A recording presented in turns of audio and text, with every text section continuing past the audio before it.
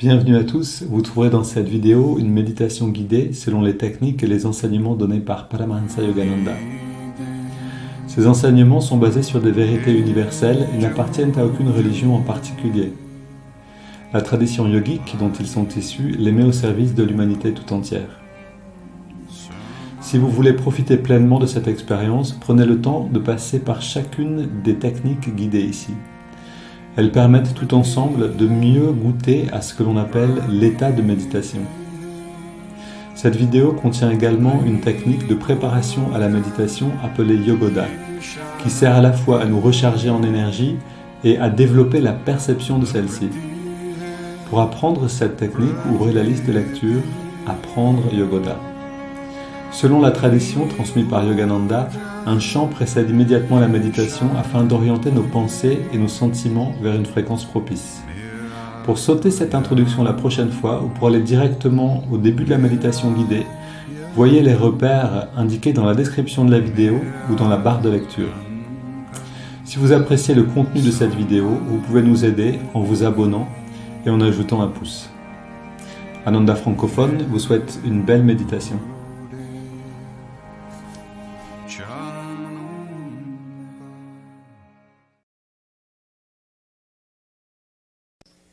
Every time you react positively to something, your energy goes up.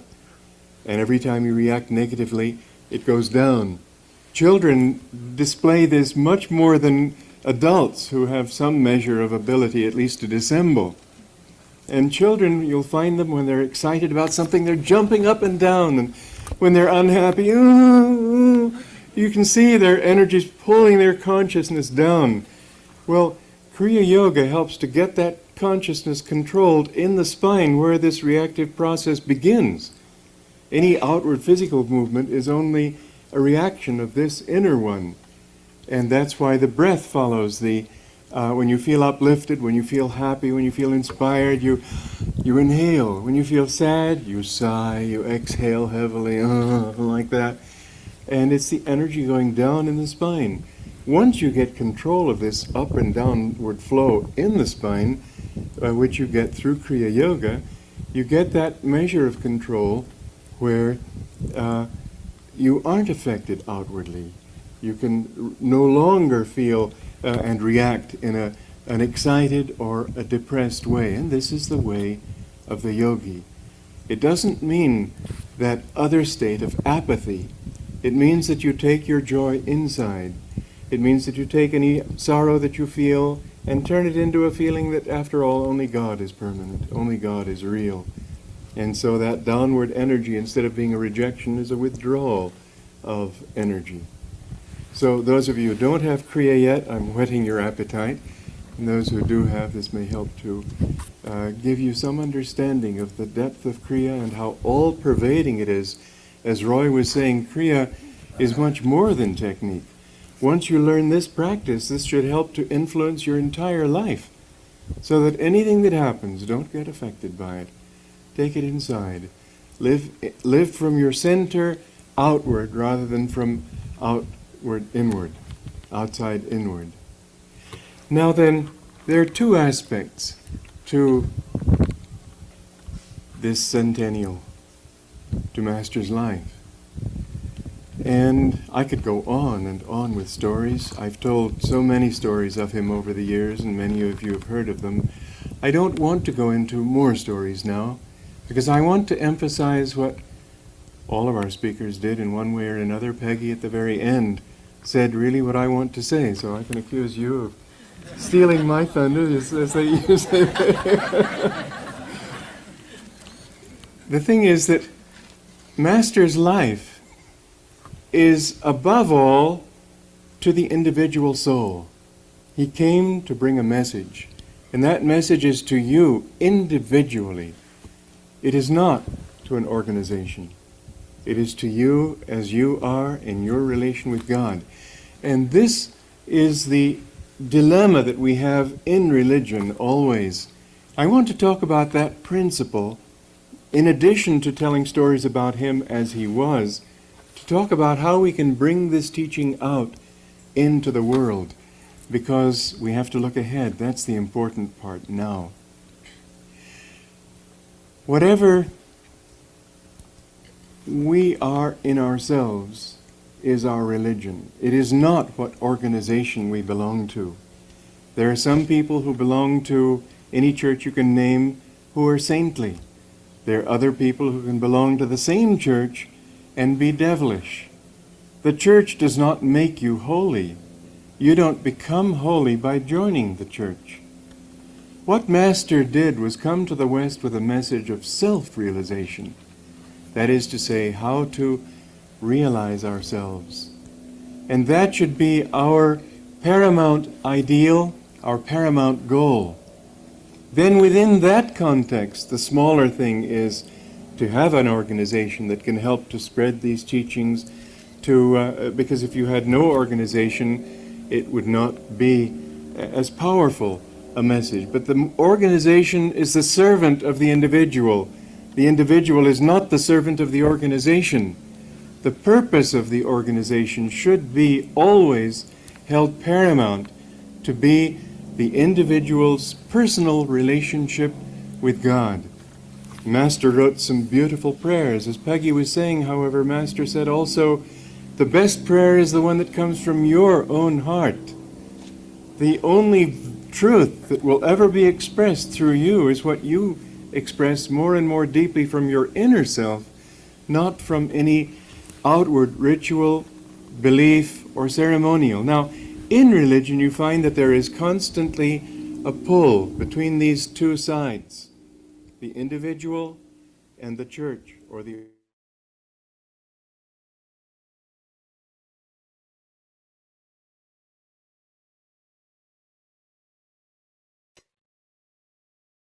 Donc bienvenue à tous. On a entendu Swami Kriyananda qui nous parle de cet aspect-là de la réalisation du soi. Donc le Kriya Yoga, le message, l'enseignement central que Yogananda est venu donner en Occident, et le fait que cet enseignement nous aide à faire l'expérience du divin chaque jour, en fait, à rentrer par la pratique dans une expérience toujours plus profonde de notre nature divine.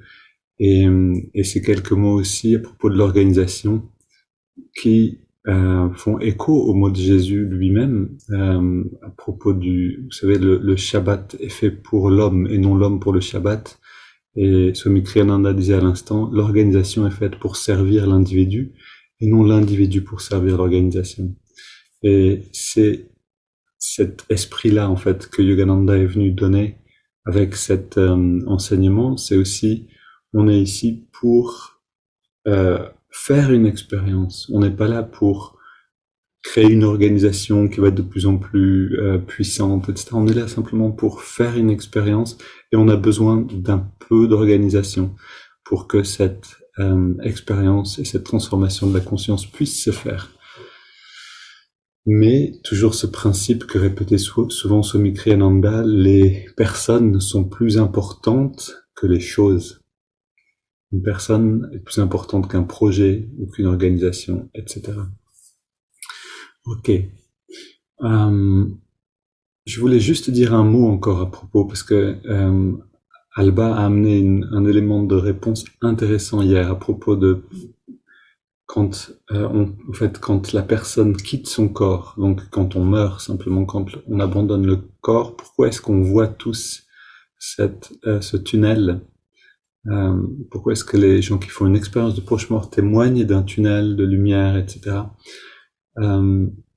Alors oui, ce tunnel serait la colonne astrale par laquelle on doit tous passer, en fait. C'est-à-dire que la conscience remonte à travers cette colonne d'énergie et en haut de la colonne, il y a deux possibilités pour sortir ensuite. C'est soit par le subconscient ici, soit par l'œil spirituel, pour quelqu'un qui a la capacité donc d'amener sa conscience consciemment hors du corps, et donc d'abandonner son corps comme on abandonne un vieux vêtement.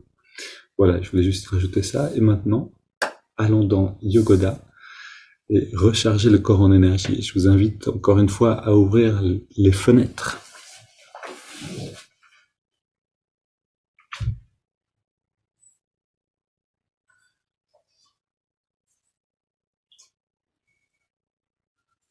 Ô Esprit infini, recharge notre corps avec ton énergie cosmique, notre mental avec ta concentration et ta détermination, notre esprit avec ta sagesse et notre âme avec ta joie toujours nouvelle.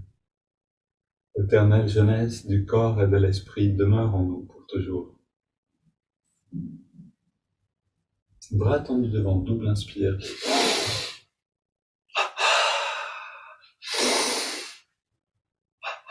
Gardons les yeux fermés, complètement intériorisés dans les sensations.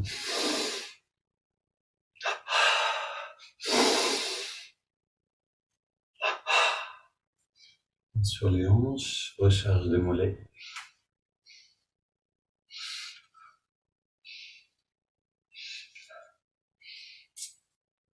Cheville. Et côté droit.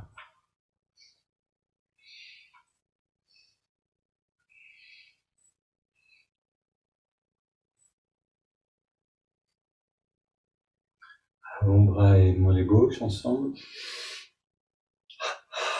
Cuisse, biceps. Et on alterne.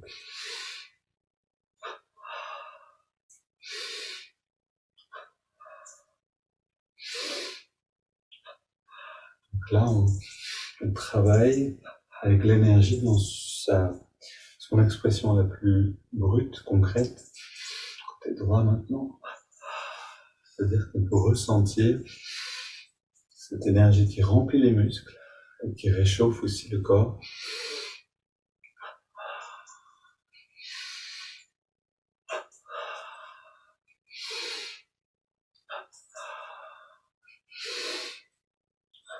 Les deux côtés ensemble.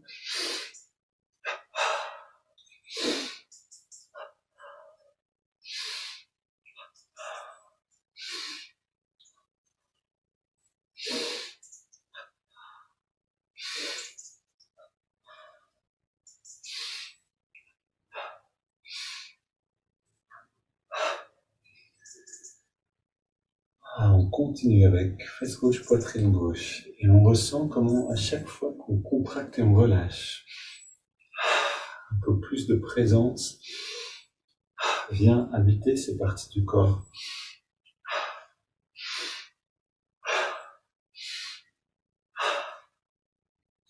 Les mains sur les épaules. Pardon, je me trompe, les mains dans les lombaires. Contracte le bas du dos. Gauche, droite. Puis milieu du dos.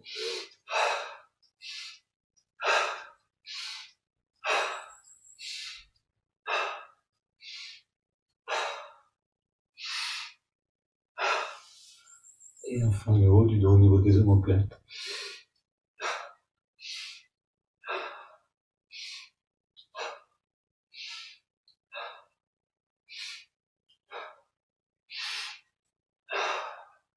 Mains sur les épaules, 3 grands cercles.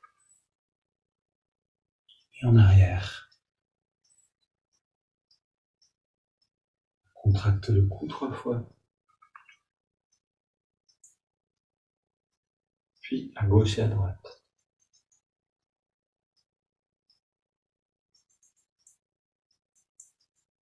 On baisse la tête, on redresse en contractant la nuque.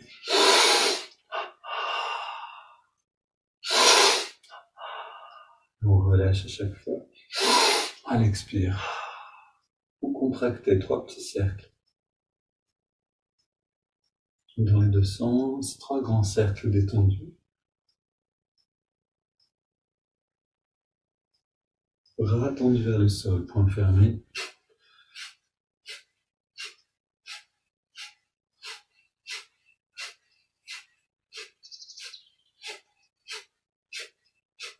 Mains sur les hanches, jambes légèrement écartées.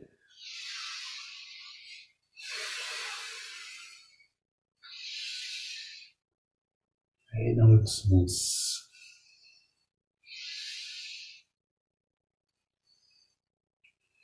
On pousse vers la gauche, vers la droite.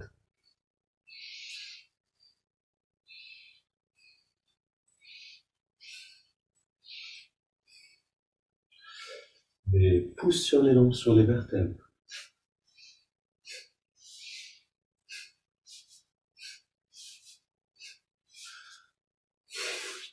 Bras tendus devant.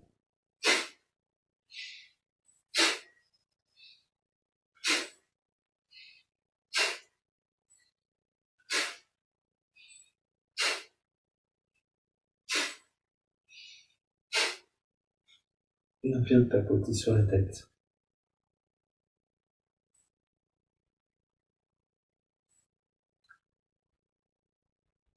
Et puis on masse les cuirs chevelus.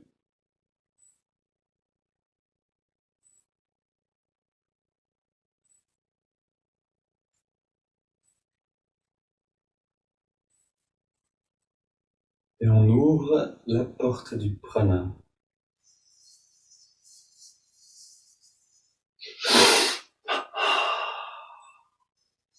Et on laisse l'énergie rentrer à l'inspire. Buvons-la comme on boit quelque chose de bon. Avec cette même attention et ce même plaisir.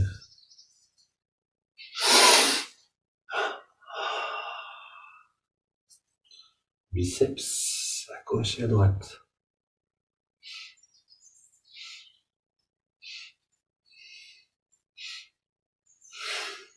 Tous les muscles du corps. Puis le pied gauche à l'inspire au maximum, à l'expire on relâche. On apprend à remplir chaque partie du corps, le pied droit, le mollet gauche, le mollet droit, cuisse gauche, cuisse droite,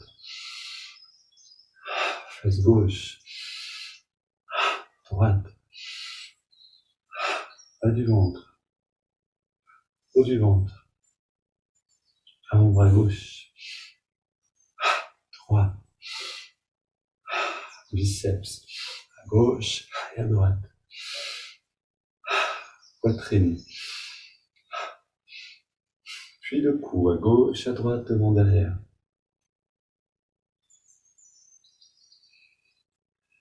Et maintenant, on contracte le pied gauche, on garde contracté, on ajoute le pied droit, on ajoute le mollet gauche, le mollet droit, cuisse gauche, cuisse droite, fesse gauche, fesse droite, bas du ventre, haut du ventre, avant-bras gauche, avant-bras droit, biceps à gauche et à droite, la poitrine et maintenant le cou. On garde et on contracte tout plus fort.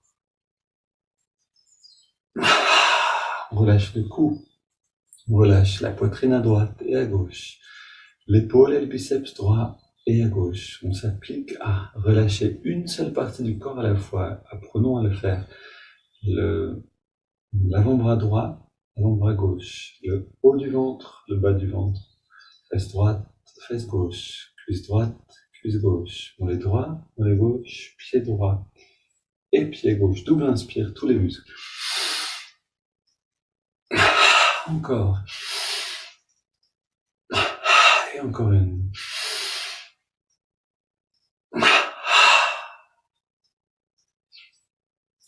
Ok.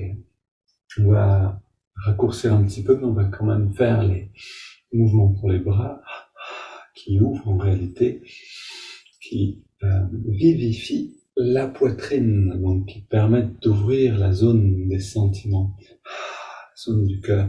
Inspire.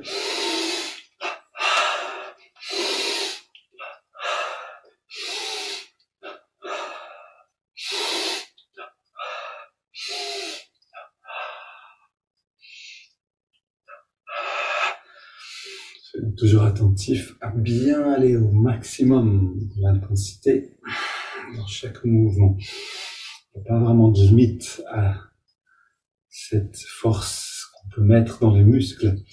La seule limite, c'est notre force de volonté. Alors apprenons à faire grandir notre force de volonté à travers les contractions. Ok, on ouvre, on ferme les mains. C'est réellement notre capacité à avoir donc une volonté forte qui fait que on peut accepter ce qui vient vers nous dans la vie.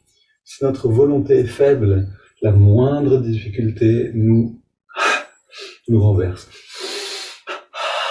Mouvement des bras.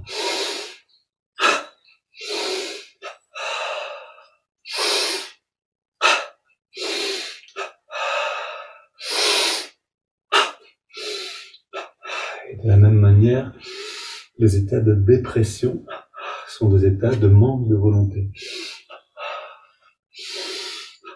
de manque d'énergie. Et donc, pour ne pas rentrer dans un état de dépression, le mieux, c'est d'avoir une réserve d'énergie, une réserve de force de volonté.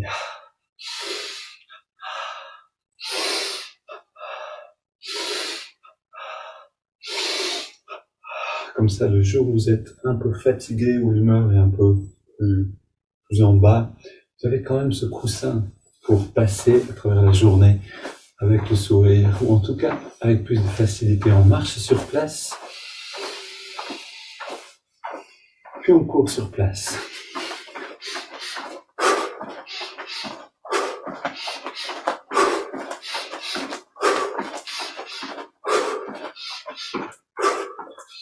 Ok, et on va s'arrêter là, on prend une grande inspire et on contracte tout. Encore 2 fois.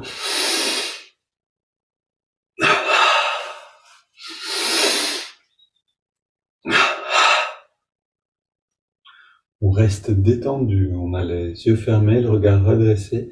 On prend une inspiration profonde et on garde l'air dedans. On détend tous les muscles et on expire par la bouche. On prend quelques instants pour sentir.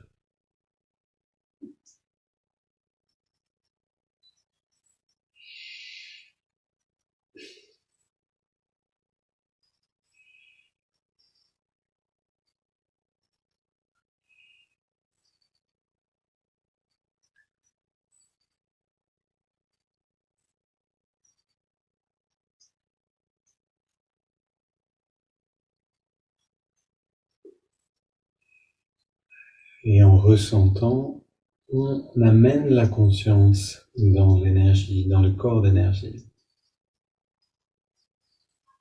Et amener la conscience dans le corps d'énergie, c'est quelque chose d'indispensable, à la fois pour atteindre l'état de méditation ou pour pratiquer le Kriya Yoga ou pour pratiquer Hongso, bien sûr.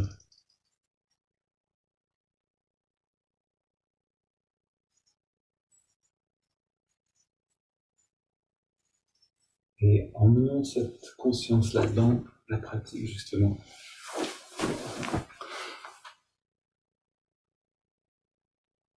Dans les yeux. Un petit instant, les yeux fermés, regard redressé. Ressentir la respiration naturelle.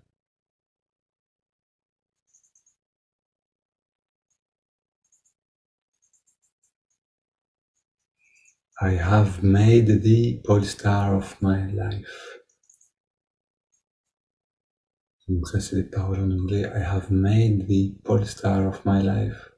Though my sea is dark and the stars are gone, still I see the path through thy mercy. En français, problème technique, c'est parti.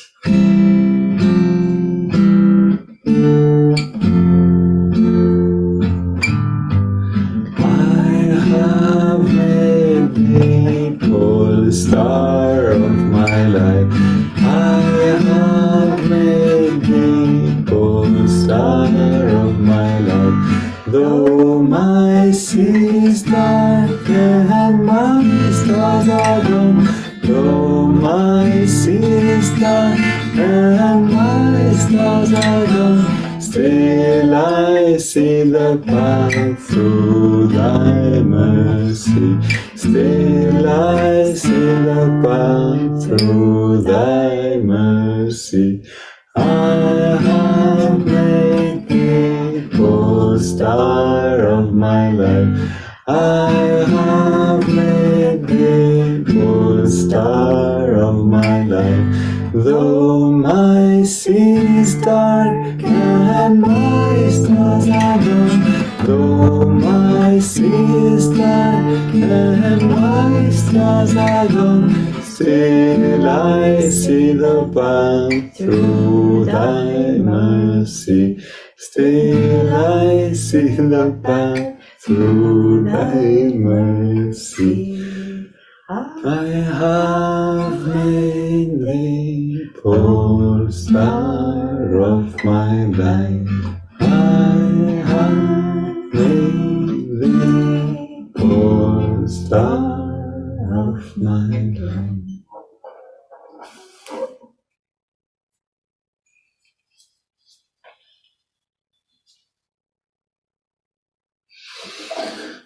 Ok, on prend quelques instants pour sentir.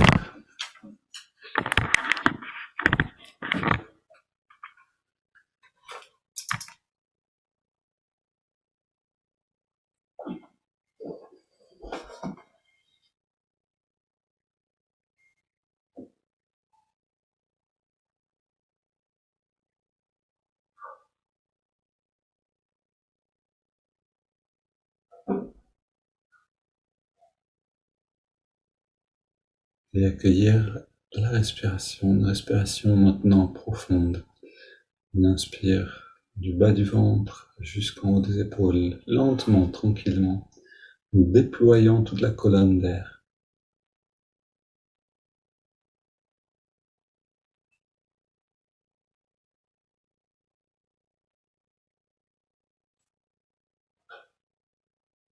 Une respiration souple, fluide, et à la fois lente et contrôlée.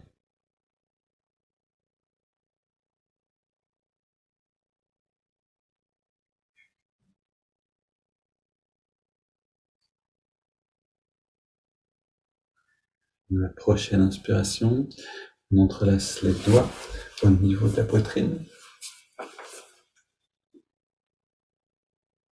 Expire, on pousse les mains vers l'avant, on arrondit le dos. Inspire, on étire vers les ciels. Expire, on se penche vers la gauche. Inspire, retour au centre. Expire, on se penche vers la droite. On revient au centre. Expire, on se tourne vers la gauche. On pose les mains, on soutient la rotation. 2-3 respires ici.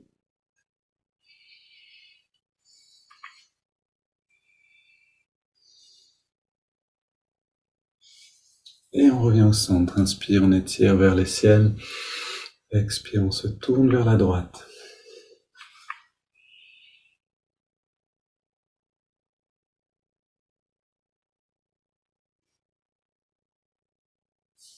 Retour au centre, on pose les mains derrière et on prend 20 respirations profondes.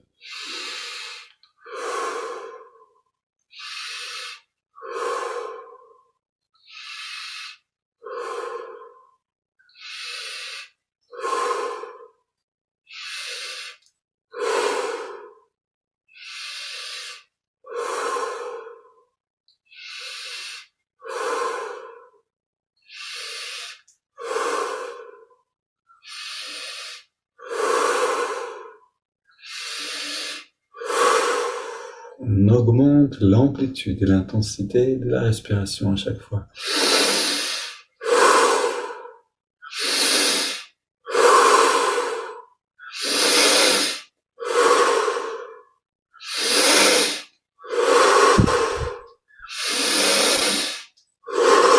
Maximum d'amplitude pour les 5 dernières.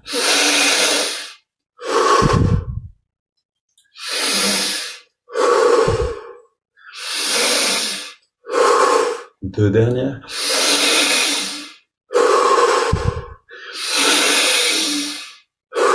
On revient au centre, les mains sur les cuisses, paume vers le ciel, de redresser les yeux fermés. Inspiration profonde et on garde l'air dedans. On retient le souffle et on détend tous les muscles. On laisse l'air sortir. Puis on arrête de respirer et on ressent.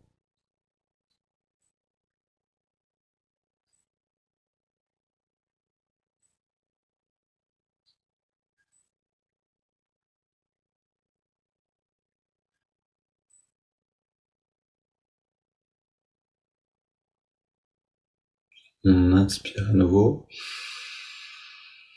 On garde l'air dedans. On rentre le ventre, on contracte le périnée. On relâche et on expire. Quelques secondes pour se détendre consciemment et aller un peu plus profondément à l'intérieur. C'est par la perception que la conscience bouge, que la conscience évolue. Et donc, si on décide de percevoir une dimension plus subtile à l'intérieur de nous, et qu'on peut commencer à le faire, alors la conscience va dans cette direction-là. De la même manière, si on peut décider de percevoir une joie tranquille, et qu'on peut le faire, alors la conscience va dans la joie tranquille. À nous de retrouver le volant de notre conscience.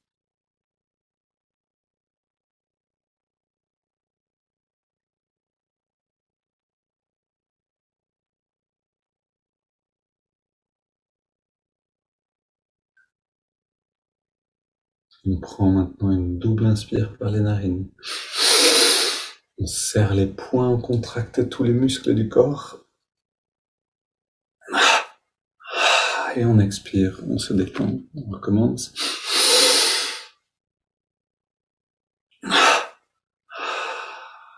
Et encore une fois.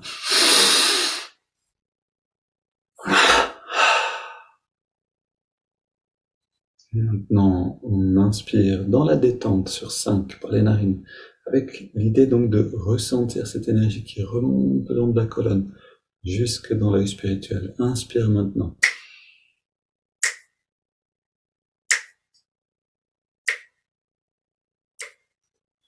On garde l'air dedans.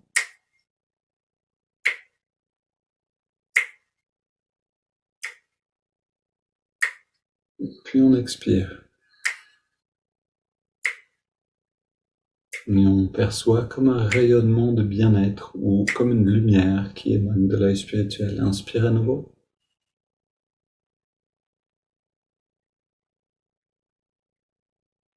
On garde l'air dedans. On ressent ce lobe frontal qui se remplit d'énergie, qui devient plus dense, et on expire.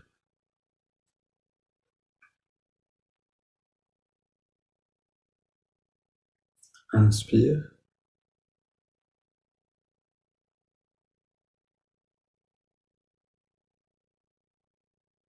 On garde l'air dedans.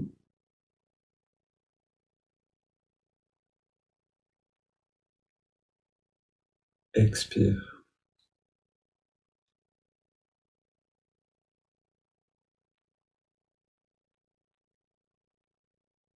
Inspire, un dernier cycle.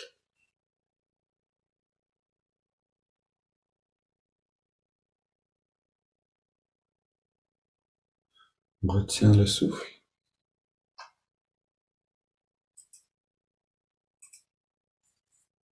Et expire.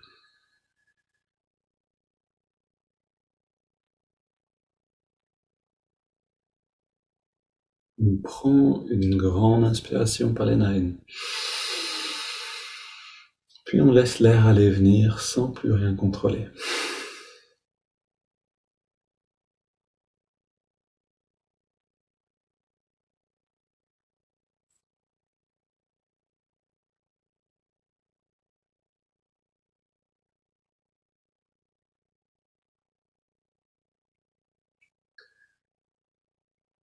On profite, on savoure littéralement cet état qu'on peut amener, qu'on peut invoquer maintenant.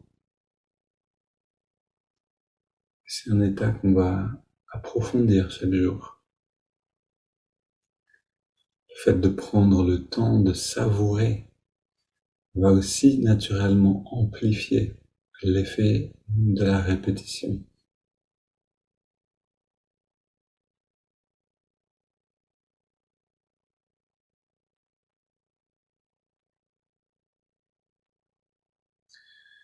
Et dans l'intériorité, écoutons ces quelques lignes de l'autobiographie d'un yogi. Ce passage clé, donc la thématique, c'est le chemin vers les Kriya pour nous. Et pour ceux qui voudront, donc, à partir de mercredi 22, donc ça c'est l'annonce que je vous fais maintenant, mais je vais envoyer un mail à tout le monde pour vous inviter. Notre cours en ligne, le chemin vers le Kriya, le premier module sera ouvert. Donc, en attendant, écoutons comment le Kriya est allé vers le monde, comment Babaji, depuis l'Himalaya, a accepté de le rendre connu.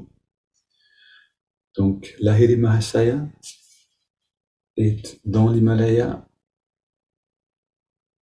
et Babaji lui parle.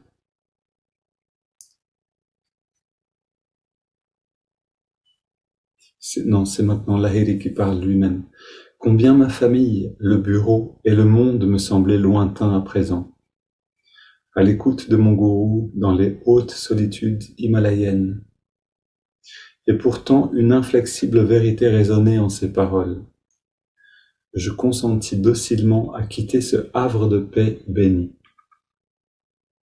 Donc, pour retourner dans le monde, c'est ce que je vous lisais hier, Babaji lui dit, ta place n'est pas parmi nous, les yogis retirés dans l'Himalaya, mais ta place est dans le monde, pour amener cette technique, cette science de la communion avec le divin, l'amener à tous. Je continue. Babaji m'instruisit des anciennes règles qui gouvernent la transmission de l'art du kriya de gourou à disciple. Babaji parla en ces termes. Confère la clé du kriya uniquement au tchela qualifié. Celui qui fait le serment de tout sacrifier pour sa quête du divin est digne de dénouer les mystères ultimes de la vie par la science de la méditation. Et voilà la réponse de Lahiri Mahasaya qui est essentielle pour nous. Gourou angélique, dès lors que vous avez déjà accordé une faveur à l'humanité en ressuscitant l'art perdu du kriya, ne voulez-vous pas accroître ce bénéfice en assouplissant les exigences rigides de la condition de disciple? Je regardais Babaji d'un air suppliant. Je vous implore de m'autoriser à transmettre le kriya à tous les chercheurs, même s'ils ne peuvent initialement faire vœu de renoncement intérieur absolu. Les hommes et les femmes torturés de cette terre, poursuivis par la triple souffrance, c'est-à-dire souffrance physique, mentale et spirituelle liée à l'attachement. Donc, cette petite aparté, ces souffrances sont manifestées respectivement par la maladie, les inaptitudes psychologiques ou complexes et l'ignorance de l'âme. Bref, je reprends. Les hommes et les femmes torturés par ces triples souffrances ont besoin d'un encouragement particulier. Ils pourraient ne jamais s'engager sur le chemin de la liberté si l'initiation au kriya leur était refusée. Qu'il en soit ainsi, le souhait divin a été exprimé au travers de toi. Par ces simples mots, le gourou miséricordieux bannissait les rigoureuses mesures de sauvegarde, lesquelles avaient dissimulé depuis des siècles le kriya au monde. Accorde librement le kriya à tous ceux qui demandent humblement de l'aide. Après un silence, Babaji ajouta « Répète à chacun de tes disciples cette sublime promesse de la Bhagavad Gita. Svalpamasya dharmasya trayata mahata mahato boyat. C'est-à-dire, même une modeste pratique de cette religion intérieure t'épargnera de sinistres craintes et de colossales souffrances.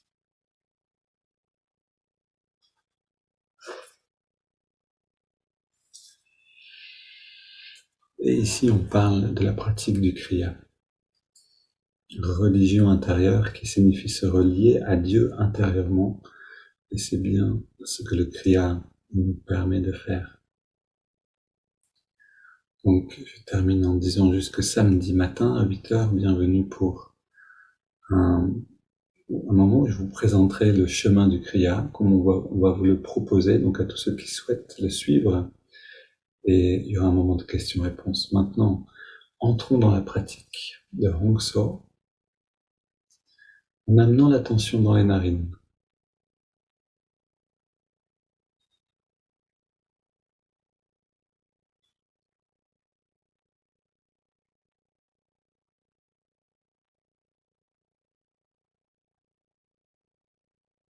Et en trouvant à l'endroit où on sent l'air le mieux cette fraîcheur de l'inspiration et la tiédeur de l'expiration.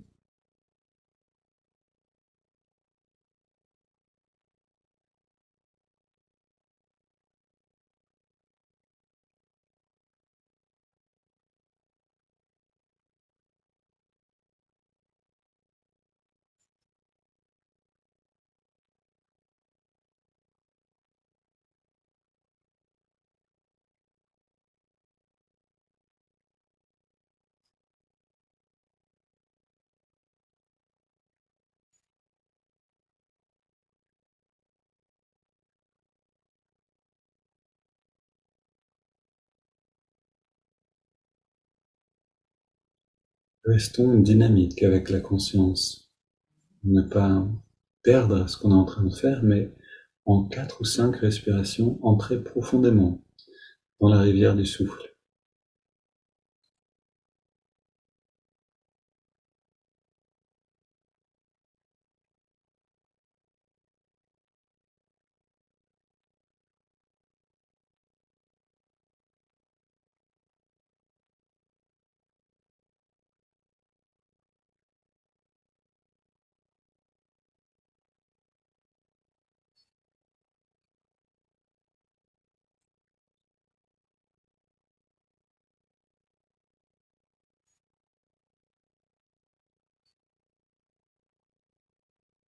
Puis on ajoute le mouvement de l'index de la main droite. À chaque inspiration naturelle, l'index revient d'1 centimètre vers la paume de la main. À chaque expiration naturelle, on relâche à nouveau l'index. On relâche en même temps complètement tous les muscles du corps. Ici encore, soyons dynamiques, attentifs. En 7 ou 8 respirations, on atteint la détente totale.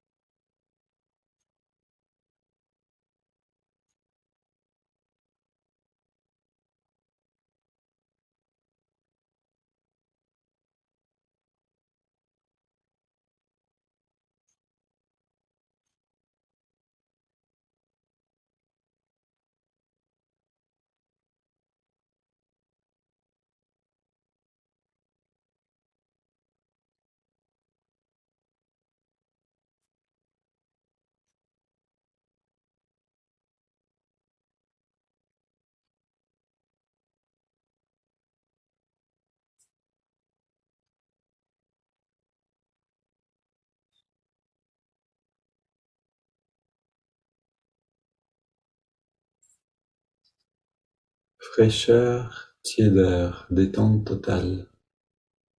On ajoute maintenant le mantra Hong So, qui rétablit notre véritable identité. Hong accompagne chaque inspiration naturelle et signifie je suis. So accompagne chaque expiration naturelle et signifie cela, ce qui est.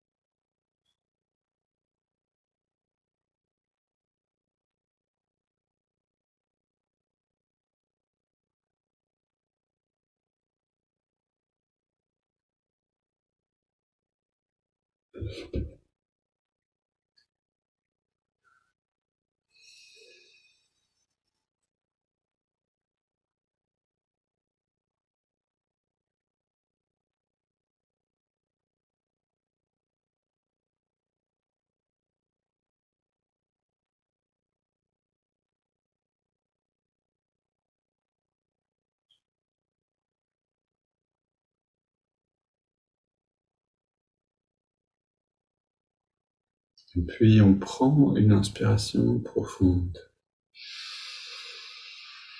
On expire en 3 fois et on arrête un instant de respirer pour se réfugier dans la paix intérieure qui est derrière la respiration.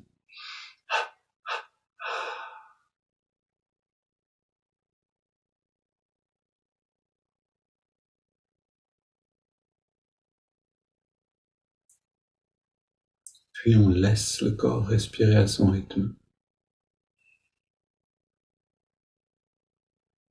On abandonne mantra, mouvement du doigt et observation du souffle.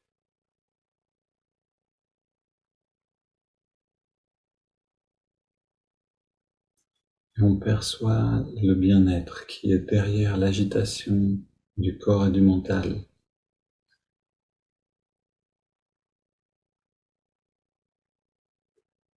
Et quelle que soit la clarté de ce bien-être ou l'intensité, on l'observe. Et en l'observant, on va rentrer dedans. La conscience va s'immerger dans cette expérience de la béatitude.